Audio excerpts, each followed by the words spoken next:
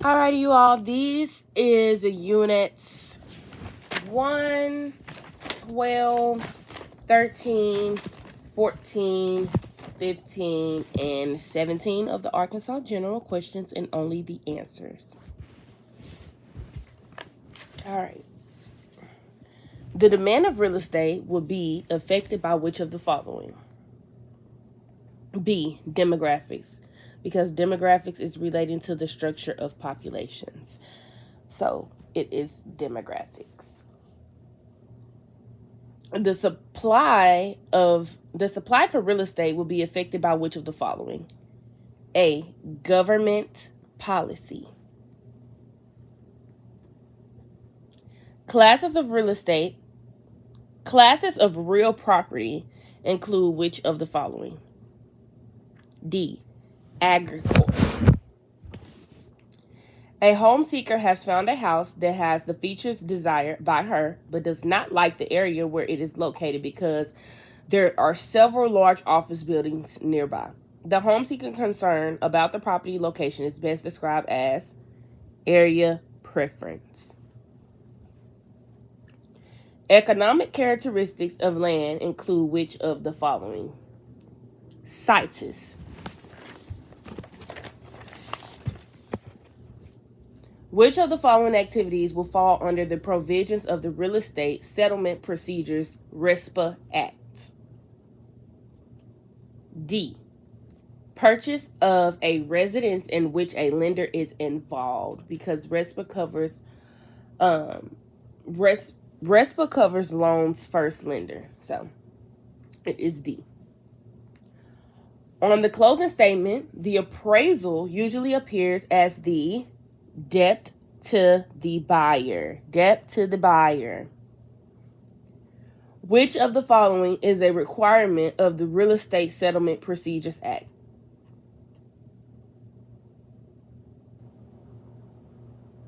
A. The borrower must be given an estimate of the closing cost within 3 business days of the loan application.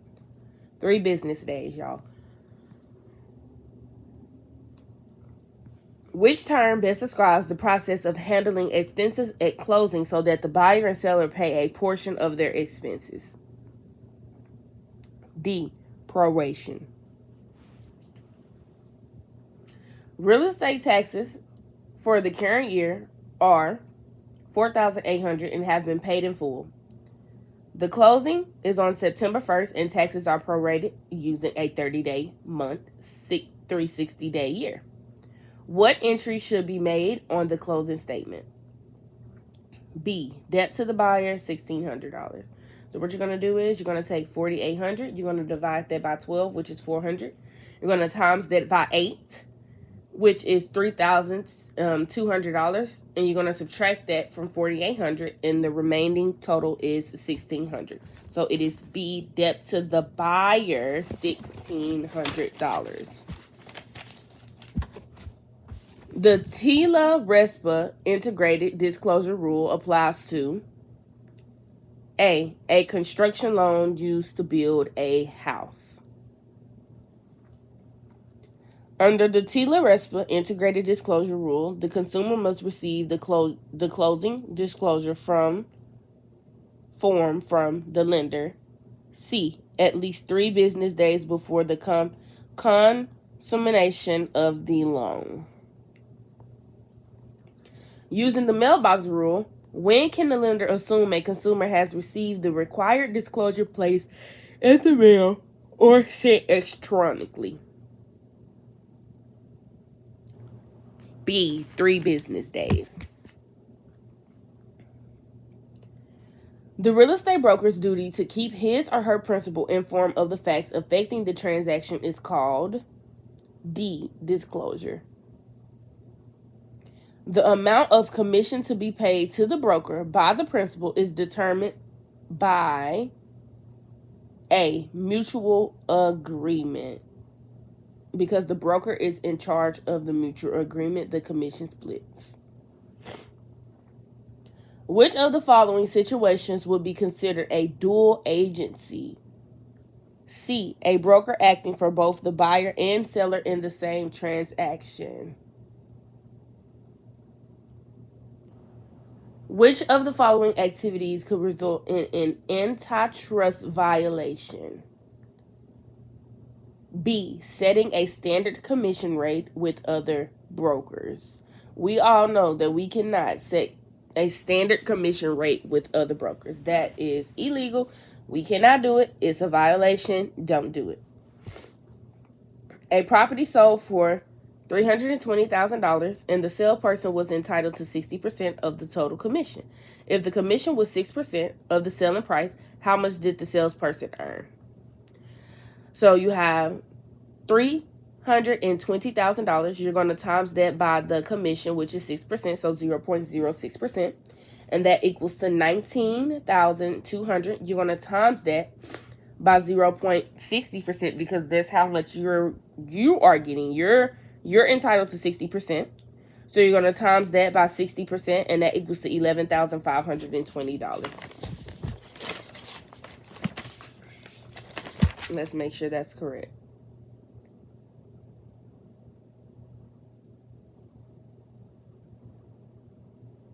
Yep, that is correct. All right. A broker makes statements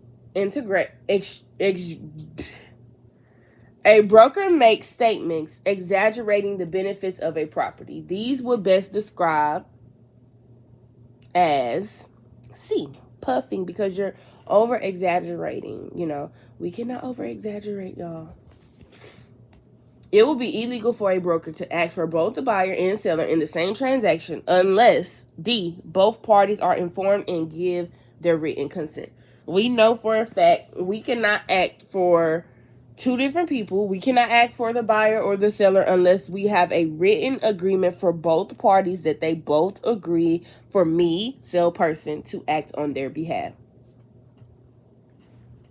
Which of the following would a salesperson who is independent contractor receive from the employing broker? B, commissions on sales transactions. All salespersons are independent contractors from their broker.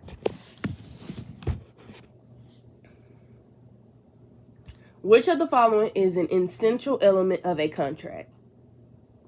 A, consideration. In a real estate sales contract, the amount of earnest money deposited is determined by D, the agreement between the buyer and seller, because the buyer delivers a cash deposit to show intention to complete the transaction. So in a real estate sales contract, the amount of earnest money deposit is determined by the agreement between the buyer and the seller. Okay? To rescind a contract means to cancel. Rescind means to cancel. Rescind means to cancel. To rescind a contract means to cancel the contract. A legal action started by one of the parties to a contract to force the other party to carry out the terms of the contract is called the specific performance, because you force the party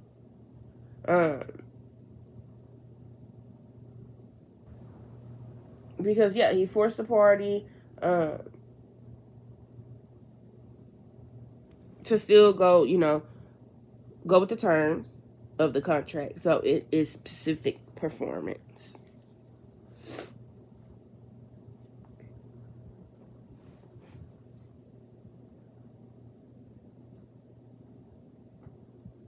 The law that requires certain contracts to be in writing to be enforceable is the C, statute of frauds. Certain type of contracts to be in writing and signed to be enforceable. So it is statute of frauds. The law requires certain contracts to be in writing to be enforceable is the statute of frauds.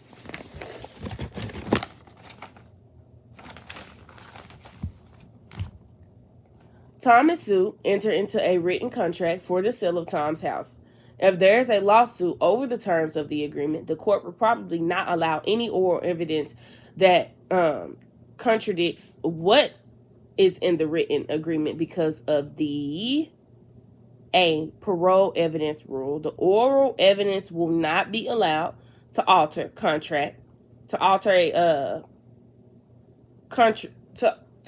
or contradict or replace written contracts. So it is the parole evidence rule. A property owner gives a prospective buyer the right to purchase the property for a limited time and at a specific price in cash return. This is called an option because option of purchase is a separate contract giving one party the right to do something within a certain time period. So it is option. A provision in the listing agreement allowing the broker to distribute the listing information with other brokers is called a multi-listing clause because it's with other brokers, okay? Other brokers. A listing agreement provides for the payment of a commission to the broker even if the owner sells the property without the broker's help. This type of listing agreement is called the C, exclusive right to sell listing, because it's exclusive regardless of who's selling the property. That broker is still entitled to a commission, so they agreed on an exclusive right to sell. The type of listing agreement that provides the least protection to the broker is 3, an open listing, which means anyone can sell that property. A salesperson who prepares a written listing agreement for a seller is assisting in the creation of a contractual relationship between the B, sales broker, and the seller. A property owner and broker agree to a listing agreement that provides for the owner to receive a specified amount from the sale and the broker to receive anything above the amount. This type of listing is called a net listing. The final decision on what the listing price will be is made by the C, seller, because it's their home. Which of the following acts prohibits discrimination based on familial status? A, amendments in the 1968 Fair Housing Act. If a lender refuses to make residential real estate loans in a certain area solely because of the area's racial makeup, it is practicing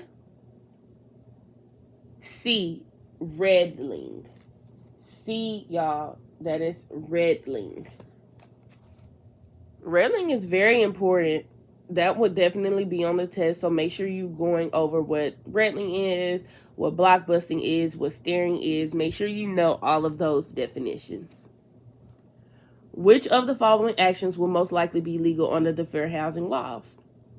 B, refusing to show buyers residential property that is priced higher than the ability to pay. That is not,